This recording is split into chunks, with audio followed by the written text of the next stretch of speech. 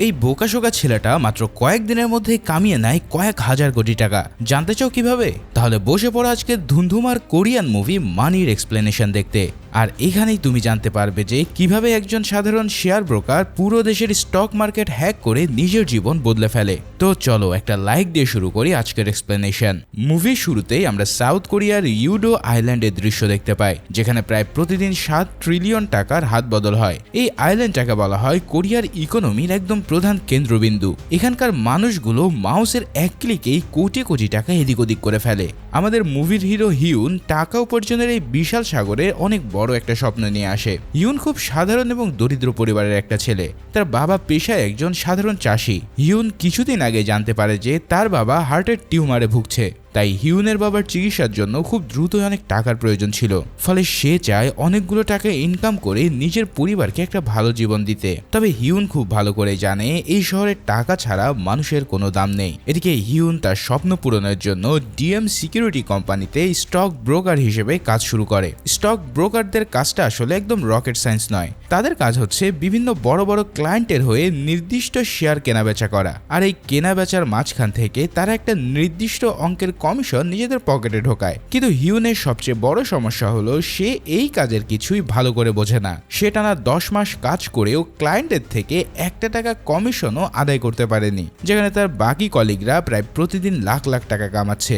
আর সেখানে হিউনের এই 0% কমিশন তার জন্য সত্যি অনেক লজ্জাজনক, যার ফলে অফিসের সবাই এই অবস্থার কারণে তাকে নিয়ে সারাদিন হাসি ঠাট্টা করে। হিউন কিন্তু সব অপমান মুখ বুজে সহ্য করে আর নিজের ডেস্কে বসে থাকে। তার মানে বুঝতেই পারছো একটা মানুষের জন্য এই সময়টা কতটা কষ্টের। তবে জন নামের এই ছেলেটা হচ্ছে এই বিশাল ব্যস্ত কোম্পানিতে হিউনের একমাত্র ভালো বন্ধু। জন আবার বেশ ধনী এবং প্রভাবশালী পরিবারের সন্তান। তার বাবা অনেক বড় একজন ব্যবসায়ী এবং জনের জীবনে টাকার কোনো অভাব নেই। সে শুধু স্টক মার্কেট সম্পর্কে প্র্যাকটিক্যাল জ্ঞান নেওয়ার জন্য এখানে কাজ করতে এসেছে।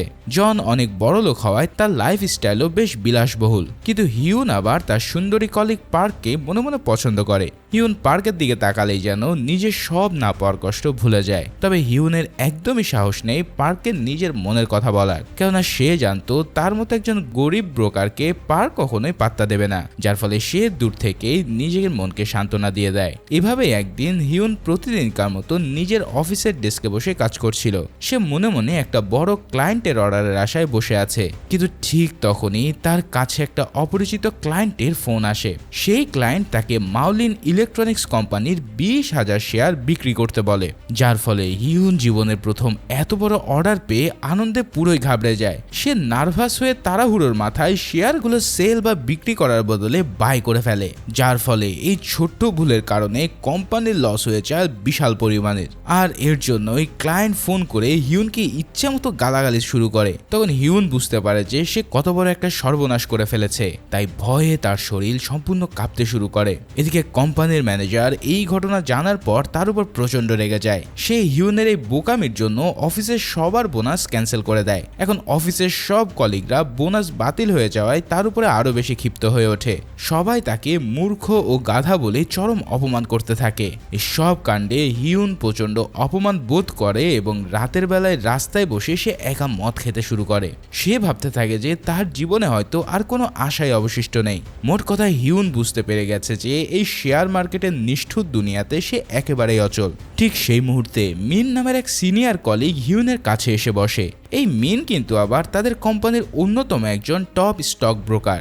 সে হিউনের এই করুণ অবস্থা দেখে তার পাশে এসে দাঁড়ায়। মিন হিউনকে এতটা হতাশ দেখে তাকে একটা গোপন রাস্তা দেখানোর প্রস্তাব দেয়। সে হিউনকে এমন একটা সিক্রেট ইনভেস্টমেন্ট কোম্পানির কথা বলে যারা $1 মিলিয়ন নিয়ে খেলে। মিন এখানে জানায় যে সে নিজেও একসময় হিউনের মতো একদম বোকা আর অকেজো ছিল, কিন্তু যখন থেকে সে ওই বুটিক নামের সিক্রেট কোম্পানির সাথে যুক্ত হয়েছে তখন থেকেই তার ভাগ্য পুরোপুরি খুলে গেছে। সব কথাবার্তা শুনে হিউনের মনের ভিতরে টাকার লোভ আবার নতুন করে জেগে ওঠে। সে চায় যে কোনো মূল্যে ওই সিক্রেট কোম্পানির সাথে কাজ করে নিজের অবস্থাও পরিবর্তন করতে, কেননা তার চোখের সামনে এখন শুধুই টাকার হাতছানি। কিন্তু হিউন তখনও জানে না যে সে কত বড় এক বিপদের দিকে পা বাড়াচ্ছে। সে ভাবে এটাই হয়তো তার জীবনের সবচেয়ে বড় সুযোগ। যাই হোক, হিউন মিনের কথা শুনে নাম্বার প্লেট নামের সেই রহস্যময় মানুষটার সাথে দেখা করার সিদ্ধান্ত নেয়। এখন তুমি হয়তো ভাবছো এই নাম্বার প্লেটটা আসলে কে? হিউনকে। নাম্বার প্লেট হচ্ছে শেয়ার মার্কেটের এক অদৃশ্য ঈশ্বর, কেউ তার আসল নাম বা পরিচয় জানে না। হিউন খুব নার্ভাস হয়ে একটা গোপন জায়গায় তার সাথে দেখা করতে যায়। সে সেখানে গিয়ে দেখে নাম্বার প্লেট খুব শান্তভাবে তার জন্য অপেক্ষা করছে। এই নাম্বার প্লেটের চোখে মুখে এক অন্য রকমের আত্মবিশ্বাস। হিউন তার সামনে দাঁড়িয়ে রীতিমতো ভয় পেতে শুরু করে। তারপর নাম্বার প্লেট হিউনকে খুব ক্যাজুয়াল স্টাইলে একটা বিশাল ডিলের অফার দেয়। এই ডিলের মোট অ্যামাউন্ট হচ্ছে 50 বিলিয়ন ইয়ন, অর্থাৎ হিউনকে শুধু একটা নির্দিষ্ট সময়ের কিছু শেয়ার কিনতে হবে। আর এই কাজটা ঠিকঠাক মতো করতে পারলে হিউনের অ্যাকাউন্টে ঢুকবে 5 মিলিয়ন ইয়ন।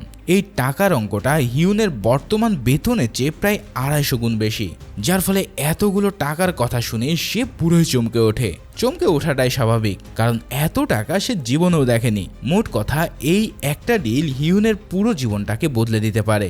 এছাড়াও হিউন নিজের অসুস্থ বাবার কথা চিন্তা করে ডিলটাতে রাজি হয়ে যায়। তবে শেয়ার মার্কেটে এত বড় ডিল করাটা মোটেও কোনো সহজ কাজ নয়। হিউনকে মার্কেট খোলার সাথে সাথেই খুব সাবধানে শেয়ার কিনতে হবে। যাই হোক, পরের দিন সকালে হিউন নিজের ডেস্কে বসে প্রচন্ড ঘামতে থাকে। তার বুকের ভিতরে হার্টবিট যেন রকেট গতিতে লাফিয়ে লাফিয়ে বাড়ছে। এভাবে মার্কেট ওপেন হওয়ার ঠিক আগ মুহূর্তে হিউনের ফোনে একটা অপরিচিত কল চলে আসে। আর ঠিক সেই মুহূর্তে হিউন কাঁপা কাঁপা হাতে মাউস ধরে শেয়ারগুলো কেনা শুরু করে। তবে এবার আর সে আগের বারের মতন বোকামি করে না। সে একদম নিখুঁতভাবে শেয়ারগুলোকে এক নিমেষেই বাই করে নেয়। আর এই কারণে শেয়ার মার্কেটের বিশাল অর্ডারের ফলে রীতিমতো ভূমিকম্প শুরু হয়ে যায়। অন্য ট্রেডাররা হিউনের এই বিশাল কেনাকাটা দেখে তো পুরোই কনফিউজড। তারা বুঝতেই পারে না যে হঠাৎ করে এই কোম্পানির শেয়ারের দাম কেন বাড়ছে। আসলে মার্কেট ম্যানিপুলেশনের কারণে হংকং এর বিশাল এক ব্যাংক তাদের শেয়ার বিক্রি করে দেয়। ফলে মার্কেটের শেয়ারের দাম হুড়মুড় করে একদম নিচে নেমে যায়। আর নাম্বার প্লেটের মূল প্ল্যানটাই ছিল শেয়ারের দাম কমিয়ে আনা। সে মার্কেট ম্যানিপুলেশন করে কম দামে শেয়ার কিনে বিশাল প্রফিট করতে চেয়েছিল। অর্থাৎ হিউন নাম্বার প্লেটের এই জঘন্য প্ল্যানের একটা গুটি হিসেবে জাস্ট কাজ করছে। এভাবেই দিন শেষে হিউন এই বিশাল ডিএম কোম্পানির সবাইকে অবাক করে দেয়। যে হিউন কিছুদিন আগেও একটা শেয়ারও বেচতে পারতো না, সে কিনা আজ একাই মার্কেটে সবচেয়ে বড় ডিলটা করে দেখিয়েছে। ম্যানেজার থেকে শুরু করে কলিগরা সবাই হিউনের প্রশংসায় পঞ্চমুখ হয়ে ওঠে। হিউন প্রথমবারের মতো নিজের কাজের জন্য এতটা সম্মান আর বাহবা পাচ্ছে। রাতের বেলায় নাম্বার প্লেট হিউনের পারিশ্রমিকটা ঠিকঠাক মতো বুঝিয়ে দেয়। তবে এই কমিশনের টাকাটা সরাসরি হিউয়ানের অ্যাকাউন্টে না দিয়ে সে বাহামসের একটা সিক্রেট অ্যাকাউন্টে পাঠিয়ে দেয়। এই কাজটা করার উদ্দেশ্য হচ্ছে যাতে সরকার বা ফিনান্সিয়াল সুপারভাইজারদের নজরে এই বিশাল অঙ্কের টাকাটা না আসে। এখন হিউন নিজের সিক্রেট ব্যাংক ব্যালেন্স দেখে নিজের চোখকে যেন বিশ্বাস করতে পারছে না। সে টেস্ট করার জন্য সেখান থেকে মাত্র $10 নিজের রেগুলার অ্যাকাউন্টে ট্রান্সফার করে। আর এরপরে দেখে তার অ্যাকাউন্টে সেই $10 চলে এসেছে। এই দৃশ্য দেখে তো হিউন খুশিতে আত্মহারা হয়ে পড়ে। তার ভিতরে সেই গরিবানা ভয় আর লজ্জা নিমিষে দূর হয়ে যায়। সে বুঝতে পারে যে টাকা থাকলে এই পৃথিবীতে সবই নিজের করে পাওয়া সম্ভব। এখন হিউন ভাবতে থাকে তার বাবার চিকিৎসার জন্য আর কোনো চিন্তায় তাকে করতে হবে না। এরপর সে সাথে সাথে শহরের সবচেয়ে দামি এলাকায় একটা বিলাসবহুল অ্যাপার্টমেন্ট কিনে ফেলে। আর এখান থেকেই দেখা যেত পুরো কোরিয়ান স্টক এক্সচেঞ্জের বিল্ডিংগুলো। এছাড়াও সে তার ক্রাশ পার্ককে ওই নতুন দামি অ্যাপার্টমেন্টটা দেখতে নিয়ে যায়। পার্ক হিউনের এমন রাতারাতি বড়লোক হওয়া দেখে পুরো আকাশ থেকে পড়ে। এছাড়াও পার্ক অবাক হয়ে জানতে চায় যে এত কম সময়ে এত টাকা এলো কিভাবে। তখন হিউন খুব গর্বের সাথে পার্ককে জানায় যে এটা তো কেবলই শুরু। সে তার নিজের দক্ষতা দিয়ে কত টাকা কামাতে পারে সেটা পার্কেরও ধারণার বাইরে। কিন্তু এত কিছু করতে গিয়ে হিউন বুঝতে পারছে না যে সে কত বড় একটা গর্তে পা ফেলে দিয়েছে। যাই হোক, এভাবেই হিউনের জীবনের চাকা পুরোপুরি ঘুরে যায়। সে নিজের বাবা মায়ের সব ইচ্ছা খুব সহজেই পূরণ করতে থাকে। তার বাবার চিকিৎসার জন্য এখন আর কোনো অভাব নেই। হিউন বাহামসে সেই সিক্রেট অ্যাকাউন্টে লাখ লাখ ডলার জমাতে থাকে। এখন তুমি হয়তো ভাবছো যে এই বাহামাস অ্যাকাউন্ট আবার কি জিনিস। আসলে বড় বড় দুর্নীতিবাজরা নিজেদের কালো টাকা লুকানোর জন্য ট্যাক্স ফ্রি ব্যাংক অ্যাকাউন্ট খোলে পানামা কিংবা বাহামস কান্ট্রিগুলোতে। ফলে ফিনান্সিয়াল ডিপার্টমেন্টের লোকজন সেই গোপন টাকার কোনো খোঁজই পায় না। এখন হিউন সেই কালো টাকার পাহাড় বানিয়ে নিজের জীবনটাকে একদম রাজার মতো উপভোগ করতে থাকে। সে কাজের ফাঁকে ভ্যাকেশন কাটাতে সোজা চলে যায় বাহামাসে। এখানে ঘুরতে এসে একদিন সে রয় নামের একজন আমেরিকান ইনভেস্টরের সাথে পরিচিত হয়। রয় নিউ ইয়র্কের ইনভেস্টমেন্টের বিশাল এক ফান্ড পরিচালনা করে। এরপর তারা নিজেদের দুজনের বিজনেস কার্ড শেয়ার করে ভবিষ্যতে কাজের আশায়। তার মানে বুঝতেই পারছো যে হিউন এখন আর আগের সেই ভীতু বা সাধারণ ছেলেটা নেই। এভাবে ভ্যাকেশন থেকে ফিরে হিউন নিজের নতুন অ্যাপার্টমেন্টে প্রবেশ করে। তবে তার এই খুশির মুহূর্ত খুব বেশি স্থায়ী হয় না। হিউন নিজের বিল্ডিং এর লবিতে হান জি চোল নামের এক লোকের মুখোমুখি হয়। এই হান হচ্ছে কোরিয়ার ফিনান্স সুপারভাইজারি সার্ভিসের একজন তুহর ইনভেস্টিগেটর। সবাই তাকে শেয়ার মার্কেটের শিকারী কুকুর বলে ভয় পায়। হান এবার সরাসরি হিউনকে তার সাম্প্রতিক বিশাল ডিলগুলোর ব্যাপারে জেরা শুরু করে। সে হিউনকে বুঝিয়ে দেয় যে তার এই হঠাৎ বড়লোক হওয়ার পিছনে নিশ্চয়ই কোনো কালো হাত আছে। এখন হিউন হানের কথা শুনে ভেতরে ভেতরে প্রচন্ড ভয় পেয়ে যায়, কারণ হান হচ্ছে শেয়ার মার্কেটের সব অপরাধীদের জন্য এক মূর্তিমান আতঙ্ক। ফলে সে একবার কাউকে সন্দেহ করলে সহজে তার পিছু ছাড়ে না। মোট কথা, হানের এই হঠাৎ এন্ট্রি হিউনের সাজানো স্বপ্নের ভেতরে একটা বড় ধাক্কা দেয়। আসলে হান শেয়ার মার্কেটের ফ্রডদের ধরার জন্য খুব অদ্ভুত সব টেকনিক ব্যবহার করে। সে ট্রেডিং এর ডাটা অ্যানালাইসিস করে খুব সহজেই সন্দেহভাজনদেরকে মার করে ফেলে। হান হিউয়ানকে স্প্রেড কোম্পানি সেই অস্বাভাবিক ডিলের কথা মনে করিয়ে দেয়। সে জানায় সাধারণ ব্রোকাররা কখনোই ওভাবে না বুঝে বিশাল অঙ্কের তো রিস্ক নেয় না। ফলে হিউয়ানের ওই ডিলটা হানের চোখে প্রথম থেকে অনেক বেশি সন্দেহজনক ছিল। এখন হিউন নিজেকে সামলে নিয়ে হানকে এড়িয়ে যাওয়ার চেষ্টা করে। সে খুব কনফিডেন্টলি জানায় যে ক্লায়েন্ট অর্ডার দিয়েছে বলে সে শেয়ার কিনেছে। আসলে হিউন বাইরে ভাব দেখালেও ভেতরে ভেতরে তার অবস্থা তো পুরোই খারাপ, কারণ সে বুঝতে পারছে যে হান তার পেছনে আঠার মতো লেগে থাকবে। আর একবার যদি সে কোনো তার বিরুদ্ধে প্রমাণ জোগাড় করে ফেলে তাহলে তো তার অবস্থা পুরোই শেষ। মোট কথা, হিউন এখন অদৃশ্য বিপদের এক জালে পুরোপুরি আটকে গেছে। এভাবে হিউন কোনো উপায় না পেয়ে সোজা চলে যায় নাম্বার প্লেটের কাছে। সে নাম্বার প্লেটকে হানের এই কড়া ইনভেস্টিগেশনের কথা সবিস্তরে জানায়। তখন নাম্বার প্লেট সব শুনে খুব স্বাভাবিকভাবেই একটা ঠান্ডা হাসি দেয়। সে হিউয়ানকে বলে, এই শিকারী কুকুররা প্রমাণ ছাড়া কিছুই করতে পারে না, কেননা হিউনের সমস্ত ডিল পুরোপুরি লিগ্যাল পথেই করা হয়েছে, আর তার অবৈধ টাকাগুলো বিদেশের সিক্রেট অ্যাকাউন্টে নিরাপদে লুকিয়ে আছে। তাই হান চাইলেও তাকে কোনোভাবে ফ্রড হিসেবে প্রমাণ করতে পারবে না। এখন নাম্বার প্লেট হিউয়ানকে ভয় পেতে নিষেধ করে এবং পরবর্তী প্রজেক্টের জন্য প্রস্তুতি নিতে বলে। এবার তাদের টার্গেট হচ্ছে প্রোগ্রাম ট্রেডিং এর মাধ্যমে মার্কেট থেকে বিশাল প্রফিট তুলে নেওয়া।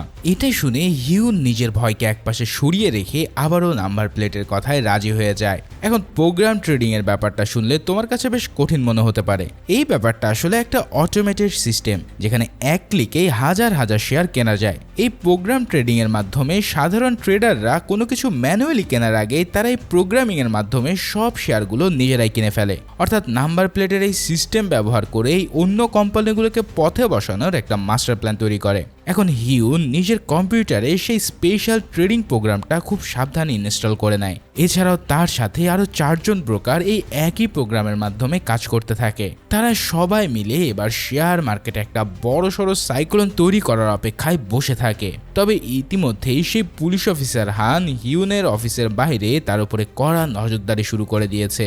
হান যে কোনো মূল্যে হিউন এবং নাম্বার প্লেটের আসল চেহারাটা সবার সামনে আনতে চায়। অর্থাৎ হিউন একদিকে হানের নজরদারিতে আছে এবং অন্যদিকে সে আর একটা বড় অপরাধ করতে যাচ্ছে। এভাবে পরের দিন অফিসে বসে হিউন সেই স্পেশাল ট্রেডিং প্রোগ্রামটা অন করে, যার ফলে চোখের পলকে মার্কেটের হাজার হাজার শেয়ার তার অ্যাকাউন্টে চলে আসে। অন্যান্য ব্রোকাররা ম্যানুয়ালি কিছু বুঝে ওঠার আগে হিউন পুরো মার্কেট সাফ করে দেয়। এখন অটোমেটেড সিস্টেমের কারণে সে একাই সব শেয়ার কিনে বিশাল প্রফিট জেনারেট করে ফেলে। তার এই অবিশ্বাস্য পারফরমেন্স দেখে তো পুরো অফিস রীতিমতো বনে যায়। এই কাণ্ডে অফিসের বস তাকে broker of the year award দিয়ে সবার সামনে সম্মানিত করে। এছাড়াও হিউনের আশেপাশে এখন শুধু বড় বড় ক্লায়েন্ট আর টাকা ছড়াছড়ি। অর্থাৎ হিউন এখন ডিএম সিকিউরিটি কোম্পানির সবচেয়ে দামি এবং সফল ব্রোকার। মাত্র কয়েকদিন আগেও যে একদম সাধারণ ও বোকাশোকা ছিল, সে আজ হয়ে গেছে সফল ব্রোকার। তবে তার জন্য সে যে পথ বেছে নিয়েছে সেটা ভালো না খারাপ তা একটু পরে আমরা জানতে পারবো। যাই হোক, হিউনের পকেটে অঢেল টাকায় চলে আসায় তার স্বভাবও পুরোপুরি বদলে যায়। সে টাকার অহংকারে নিজের পুরানো বন্ধুদের একদম ভুলে যেতে শুরু করে। সে বিলাসবহুল গাড়ি নিয়ে ঘোরে আর দেদারসে টাকা উড়িয়ে বেড়ায়। এমনকি সে তার ক্রাশ পার্কের সাথেও বেশ খারাপ আচরণ করতে থাকে। এভাবে পার্ক যখন বুঝতে পারে যে টাকার লোভে সে কতটা নিচে নেমে গেছে, তখন সে তাকে ঘৃণা ভরে প্রত্যাখ্যান করে আজীবনের জন্য চলে যায়। তবে এখান থেকেই শুরু হয় এক ডাউনফল। হিউনের অবৈধ ডিলগুলোর কারণে ডিএম কোম্পানিতে চরম ইনভেস্টিগেশন শুরু হয়ে যায়। এই ঝামেলার কারণে মিন নামে সেই সিনিয়র ব্রোকারের হঠাৎ করে চাকরি চলে যায়। এখন মিন চাকরি হারিয়ে হিউয়ানকে এর জন্য পুরোপুরি দায়ী করে বসে। মিন তার সাথে চরম ঝগড়া করে রাগের মাথায় অফিস থেকে বিদায় নেয়। অর্থাৎ হিউন টাকার পাহাড়ে উঠলেও নিজের কাছের মানুষদের কাছে একে একে হেরে যেতে থাকে। তবে হিউন এসব ইমোশনাল ড্রামা নিয়ে তখন একদমই মাথা ঘামায় না। সে নাম্বার প্লেটের সাথে একের পর এক জঘন্য ডিল করেই যাচ্ছে। কিন্তু আস্তে আস্তে নাম্বার প্লেটের আসল রূপ হিউনের সামনে পরিষ্কার হতে থাকে। আসলে নাম্বার প্লেট শুধু শেয়ার কিনে প্রফিট করার মানুষ মোটেও নয়। সে ইচ্ছে করে বিভিন্ন লাভজনক কোম্পানিকে ষড়যন্ত্র করে পথে বসিয়ে দেয়। তারপর সেই কোম্পানির শেয়ার একদম পানির দামে কিনে পুরো কোম্পানিটাই দখল করে ফেলে। আর এই জঘন্য কাজের কারণে অনেক সাধারণ ব্রোকাররা একদম নিঃস্ব হয়ে পড়ে। আর এই পুরো বিষয়টা ঠিক তখনই হিউন বুঝতে পারে যখন চ্যাঙ্গু নামের এক সিনিয়র ব্রোকার আত্মহত্যা করে। আর এই মুহূর্তেই হিউন বুঝে যায় যে নাম্বার প্লেট কতটা ভয়ানক এবং নিষ্ঠুর একটা মানুষ। তার কাছে মানুষের জীবনের চেয়ে টাকার মূল্য অনেক বেশি। এদিকে ইতিমধ্যেই ইনভেস্টিগেটর হান হিউনের বিরুদ্ধে বেশ শক্ত কিছু প্রমাণ জোগাড় করে ফেলেছে। হানের কাছে থাকা এই প্রমাণগুলো তাকে পুরো জেলের ভাত খাইয়ে ছাড়তে পারে। তবে হান হিউয়ানকে ডেকে নাম্বার প্লেটের ধ্বংস করা কোম্পানিগুলোর লিস্ট দেখায়। হান তাকে পরিষ্কার বোঝায় যে নাম্বার প্লেট তাকেও একদিন টিস্যু পেপারের মতন ছুঁড়ে ফেলবে। এই সব শুনে হিউন এবার বেশ কনফিউজ হয়ে পড়ে এবং ভেতরে ভেতরে ভয় পেতে থাকে। কিন্তু ঠিক তখনই নাম্বার প্লেট তাকে নতুন একটা ভয়ঙ্কর অ্যাসাইনমেন্ট দেয়। এবার হিউন ওই ফাইলটা খুলে যখন নতুন কোম্পানির নাম দেখতে পায় তখন সে পুরো স্তব্ধ হয়ে পড়ে। কেননা এই কোম্পানিটা তার বেস্ট ফ্রেন্ড ইউসুং এর বাবার। ইউসিং এর বাবার তিলে তিলে গড়া সেই কোম্পানি এখন নাম্বার প্লেটের মেইন টার্গেট। সে প্রথমে এই কোম্পানিতে কোনো একটা দুর্ঘটনা ঘটাবে এবং তারপরেই শেয়ার মার্কেট পড়ে গেলে সে অল্প দামে সব কিনে নেবে। অর্থাৎ এই মুহূর্তে নাম্বার প্লেট হিউয়ানকে দিয়ে তার নিজের বন্ধুর পিঠেই ছুরি মারতে চাইছে। এভাবেই পরিস্থিতি আরো ভয়ঙ্কর রূপ নেয় যখন ইউসুং এর বাবা রহস্যময় এক দুর্ঘটনায় মারা যায়। তখন হিউন খুব ভালো করে বুঝতে পারে যে এই খুনের পিছনে নাম্বার প্লেটের সরাসরি হাত আছে। ইউসুং তার বাবার মৃত্যুতে পুরোপুরি ভেঙে পড়ে এবং কোম্পানি হারানোর ভয়ে কাঁদতে থাকে। হিউন নিজের বেস্ট ফ্রেন্ডের এই করুণ অবস্থা দেখে চরম অপরাধ বোধে ভুগতে শুরু করে। এখন সে যদি এই শেয়ারগুলো না কিনে ফেলে তাহলে নাম্বার প্লেটও তাকে নিশ্চিত মেরে ফেলবে। আবার শেয়ারগুলো কিনলে তার বন্ধুর পরিবার চিরতরে রাস্তায় বসে যাবে। এখন হিউন টাকার লোভ আর বন্ধুত্বের মাঝখানে এক মারাত্মক ধর্ম সংকটে পড়ে যায়। তবে অনেক চিন্তা করে হিউন তার ডিসিশন নিয়ে নেয়। সে এবার ডিসিশন নেয় যে নাম্বার প্লেটের বিরুদ্ধে গিয়ে সে নিজের জীবনের সবচেয়ে বড় একটা রিস্ক নিয়ে নেবে। এখানে হিউন তার বেস্ট ফ্রেন্ড ইউংসুং এর সাথে দেখা করতে আসে। ইউংসুং তার বাবার মৃত্যুতে পুরোপুরি বিধ্বস্ত অবস্থায় দিন পার করছিল। এখন ইউংসুং এর কোম্পানির শেয়ারের দাম মার্কেটের একদম তলানিতে এসে ঠেকে পড়েছে। তাই এখন তাদের পারিবারিক কোম্পানি পুরোপুরি পথে বসতে চলছে। ইউংসু এর চাচা তাই বাধ্য হয়ে কোম্পানিটা চায়নার এক ইনভেস্টরের কাছে বিক্রি করে দিতে চায়। হিউন তার বন্ধুর এই অসহায়ত্ব অবস্থা দেখে মনে মনে এক মাস্টার প্ল্যান তৈরি করে ফেলে। সে ইউংসুককে একটা গোপন তথ্য দিয়ে শেয়ারগুলো হোল্ড করতে বলে। এরপর সে তাকে জানায় যে আগামীকাল নির্দিষ্ট একটা সময়ে শেয়ারের দাম অনেক বাড়বে আর এই দাম বাড়ার সাথে সাথে শেয়ারগুলো যেন সে দ্রুত বিক্রি করে দেয়। আর এটা করতে পারলে তাদের কোম্পানি আবারও আগে শক্তিশালী জায়গায় ফিরে যাবে। তখন ইউসুং বেশ অবাক হয়ে ভাবে যে এত অল্প সময় তার এত বড় বড় ক্লায়েন্ট কোথা থেকে পাবে। কিন্তু হিউন তাকে আশ্বস্ত করে বলে যে সে একাই সব শেয়ার কিনে নেবে। এভাবে পরের দিন সকালে শেয়ার মার্কেট শুরু হওয়ার সময় চলে আসে। হিউন নিজের ডেস্কে বসে ঘড়ির কাঁটার দিকে তীক্ষ্ণ নজর রাখছে। মার্কেট ওপেন হওয়ার সাথে সাথে হিউন উনসুকদের কোম্পানির সমস্ত শেয়ার কিনা শুরু করে। তার এই বিশাল পারচেসিং এর ফলে মুহূর্তের মধ্যেই কোম্পানির মার্কেট ভ্যালু হুড়মুড় করে বেড়ে যায়। তবে এখন হিউনকে এই সমস্ত শেয়ারগুলো আবার চড়া দামে সেল করতে হবে, তা না হলে ইউংসুং এর কোম্পানির প্রফিট কোনোভাবেই বাড়বে না। কিন্তু এখানে বিক্রি করার মতন শেয়ারের সংখ্যা ছিল কয়েক মিলিয়ন। হিউন নিজের সেই সিক্রেট ব্যাংক অ্যাকাউন্টের মাধ্যমে সবগুলো শেয়ার কিনতে চায়, কিন্তু সে দেখতে পায় যে তার কাছে পর্যাপ্ত ব্যালেন্স নেই। তার কাছে যে জমানো টাকা আছে সেগুলো দিয়ে সে অর্ধেকের বেশি শেয়ারই কিনতে পারবে। ফলে বাকি শেয়ারগুলো সে কার কাছে বিক্রি করবে তা সে ভেবেই কুল পায় না। কেননা হুট করেই এত বড় ক্লায়েন্ট পাওয়া মোটেও সহজ কাজ নয়। হিউন এই অপ্রত্যাশিত বিপদে পড়ে এবার চরম দুশ্চিন্তায় পড়ে যায়, কারণ সে জানে যে এই সবগুলো শেয়ার সেল করতে না পারলে তার বন্ধুর কোম্পানি হয়ে যাবে দেউলিয়া। আর এই সুযোগে নাম্বার প্লেট তাদের পানির দামে পুরো কোম্পানিটাকে কিনে নেবে। এখন কোনো কোনো উপায় না পেয়ে হিউন পাগলের মতন ভাবতে থাকে। আর ঠিক সেই সময় তার মাথায় চলে আসে সেই আমেরিকান ইনভেস্টর রয়ের কথা। রয়ের সাথে তার বাহামাসের ভ্যাকেশনের ছুটি কাটানোর সময় দেখা হয়েছিল। রয় নিউ ইয়র্ক ইনভেস্টমেন্টের অনেক বড় একটা ফান্ডিং কোম্পানিতে আছে, তাই হিউন দ্রুতই তার সাথে ফোনে যোগাযোগ করে।